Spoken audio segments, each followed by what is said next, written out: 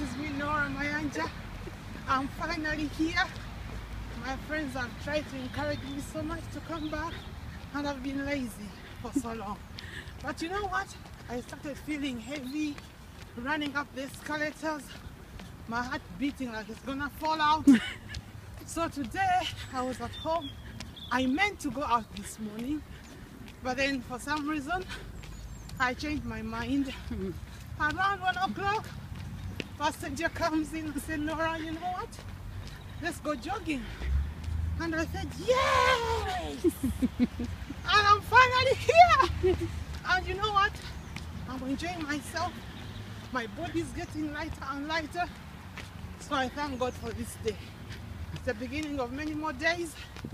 So every Thursday, expect me. Yes. Thank you so much. God bless you. Cheerio.